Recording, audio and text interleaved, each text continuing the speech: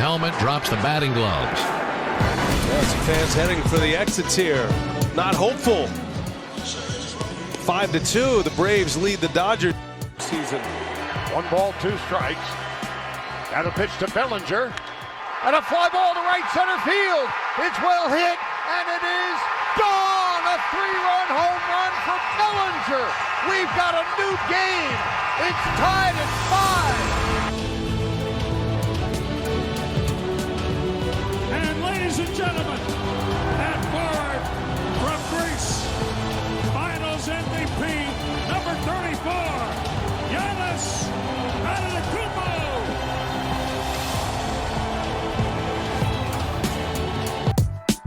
Antetokounmpo. Welcome to Interesting to See, your daily sports podcast about news, narratives, takes, and gambling. I am Nick. Big night in baseball last night. It's pretty entertaining. Big night for the Milwaukee Bucks. They get their rings and they raise the banner, and a cool deal for them. Nobody thought that they would win, but they did. And Giannis, I don't really care what all the Jordan stands think. Jordan did a lot of stuff, and he's the GOAT for sure-ish, but never had a season like Giannis did.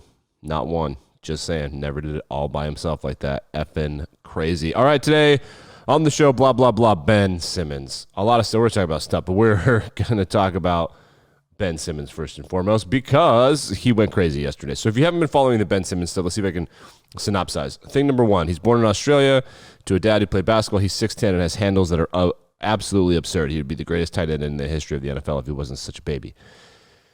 So he gets drafted number 1 overall. But before that, he goes to LSU. Why does he go to LSU? Because they pay him, but also because he just wants to go to the United States and get to the NBA as quickly as possible. Does he go to Kentucky? No. Does he go to Duke? No. Does he go to Carolina? No. Does he go to Kansas? No.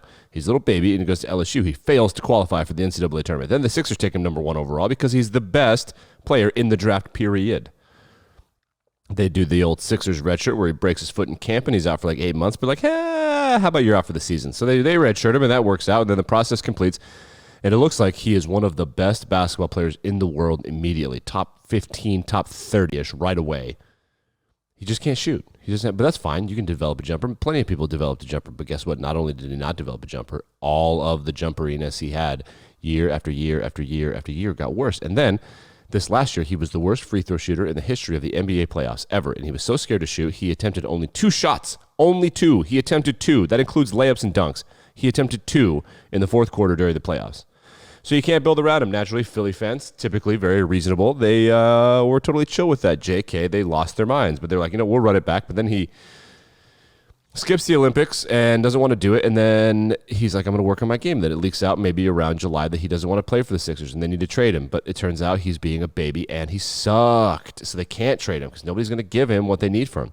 So they're like, buddy, we're not trading yet. People are offering us second-round picks, which a second-round pick in the NBA is equivalent to an undrafted free agent in the NFL. It's like, yeah, sorry, we're not trading you. Like, I don't know what to say, we're not trading you. So then they're like, you got to show up if you want to get paid. So he shows up and he's being a little biatch.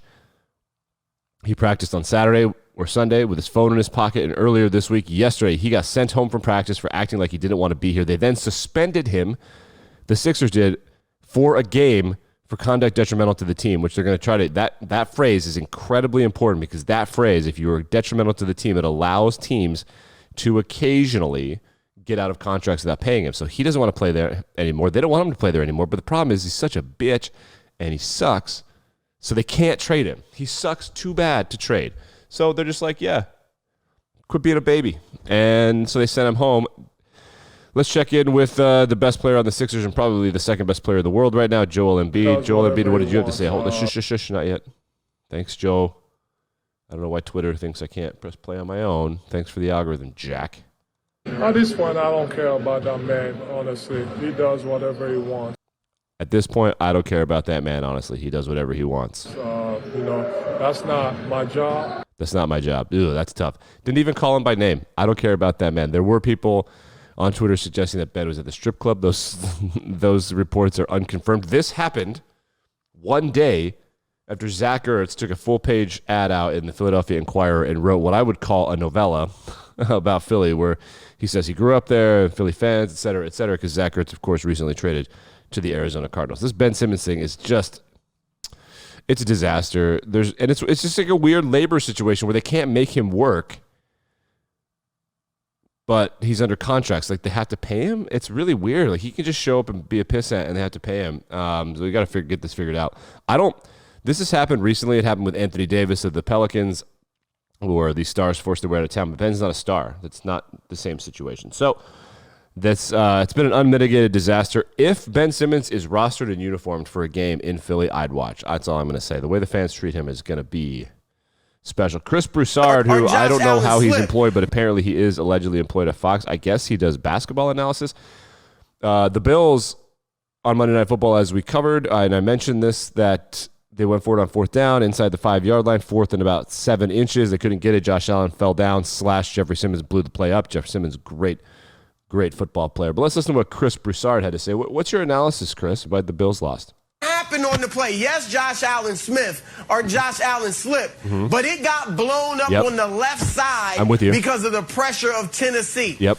I wonder why. Yeah. Could it be because Buffalo's Pro Bowl left tackle, Taylor Lewan, was injured? No. So the fun part about this, and he just keeps going. Maybe that doesn't happen. But So Taylor Lewan plays for the Titans. But yes, I agree with Chris Broussard that if Taylor Lewan had been on the line for the Buffalo Bills, they probably get that. Taylor Lewan had a terrifying injury where he went into a pile to finish a block with his head down, and it looked like he broke his neck. He then gave the thumbs up on the stretcher and on the cart as he was strapped, and it took I think I counted 9 or 10 dudes to lift him up onto the cart when he was stretchered. It's funny because he gave the thumbs up and then he did the hang loose surfer stoner bro kind of thing on the stadium, and everybody was waiting, like, is he moving? I haven't seen him move at all. And then he's like, thumbs up, surfer bro. So it was a scary situation. He was clearly unconscious. They were like, oh, what do we do while we're waking up? But Chris Broussard on Fox Sports 1, that's why I do this podcast, to remind all of you that none of those people are talented in any way at all. I want to go back to the Ben Simmons thing. I forgot to mention this real quick. Ben Simmons got dunked on by the world chess champion and personal hero of mine and my one true king, Magnus Carlsen. He's Norwegian. I think he's somewhere between 28 and 30, 27 and 30. He's right at that age. He tweeted, he's got a big world championship match coming up, by the way, and that happens every couple of years, and it's happening somewhere in the Middle East. So it doesn't happen every year. There's not an annual world championship. So he's preparing. He's practicing all day, every day. His tweet was, Ben Simmons should try chess. I practice with my phone in my pocket all the time, and I don't have to shoot threes. Got him. Oh, Magnus, you crack me up. Let's talk about whoever the left tackle is going to be for the Browns. It could be, I believe, Jedrick Wills. It might be someone else. But regardless, Von Miller says he's going to kill them. I'm sure he means figuratively. He doesn't really kill tackles. He just snatches their souls and runs around them and makes them look incredibly fat. Like, I haven't seen a lot of true DN outside linebacker kind of guys who just remind you how fat linemen are. And they're incredible athletes, but he is just so fast. And apparently a murderer. Ole Miss is honoring Eli Manning this weekend in their game against, hold on. I see I'm an Ole Miss alumni and I don't even care because we beat all these other people. Oh, LSU. Oh, that'll be fun because they're a mess right now. Coach Orgeron just can't focus on what's important. They're honoring Eli Manning. They're retiring his number 10 jersey, which I think will be one of only 2 jerseys retired for Ole Miss. The other, of course, is Archie. One of the end zones is going to be painted with Manning. So in one end zone, it's going to say Manning. It just happens that Eli's nephew and Archie's grandson, Arch, will be there. Will he be there to visit and for a recruiting trip? Who cares?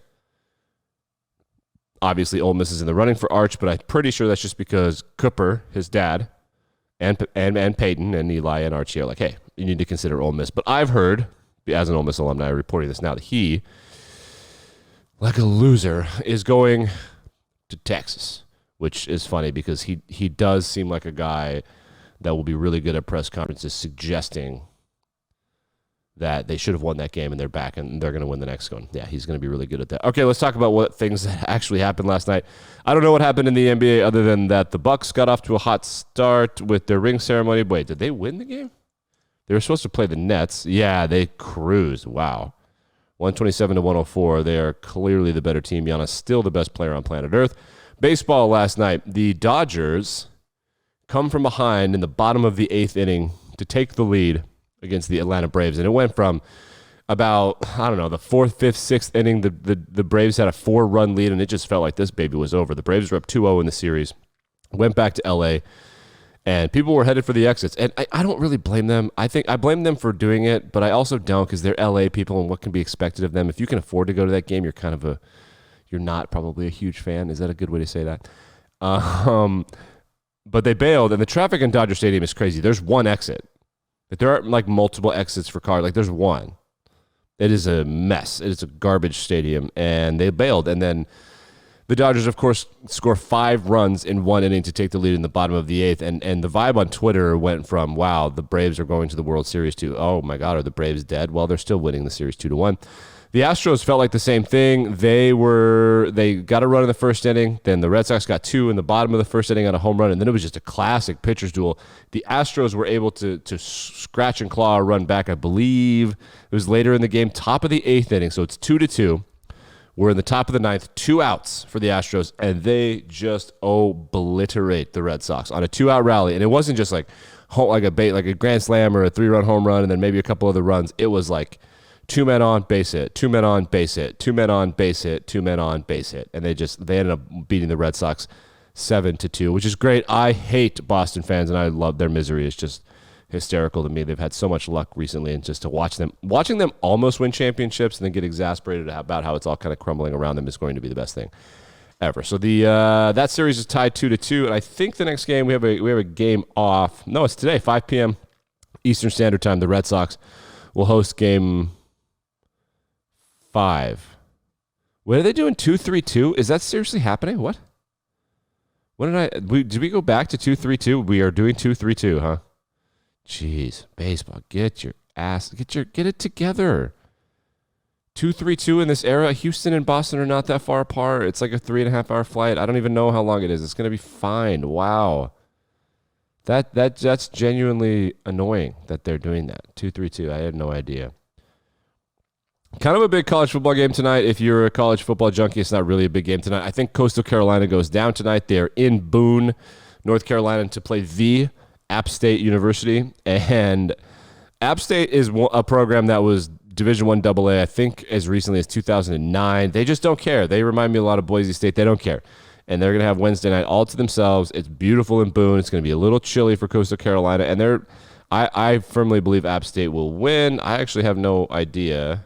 Google Coastal Carolina spread. I think that Coastal will be favored, but not by a lot. No, I will not be clicking on CBS Sports Action Network. There we go. Let's do that. Coastal Carolina is favored by 5, which is pretty tight. The total is 60, so that means what, 27 to 32-ish that they think that Coastal's going to win. See, look at that. I'm getting better at this math thing. That's called the implied line. It's called the implied total. It's the implied total. I'm not going to watch that. I might watch that, but I've been really enjoying binging some stuff on Netflix recently. However, Thursday Night Football coming up this week. It's a big fantasy week, so we haven't done a lot of fantasy, so we'll update some stuff. It's the time of the year when fantasy is about to become important because of waiver wires. We're also going to do a better job of doing some gambling news. Ben Simmons will not make the trip to Atlanta for the Sixers opener, and nobody knows what's going to happen with him. But that dominated the news. It's all anybody could talk about was the number 1 trend in the world for more than 4 hours yesterday. And everybody agreed. Ben Simmons is a douche canoe. That's going to do it for this episode of Interesting to See. Like, rate, review, subscribe.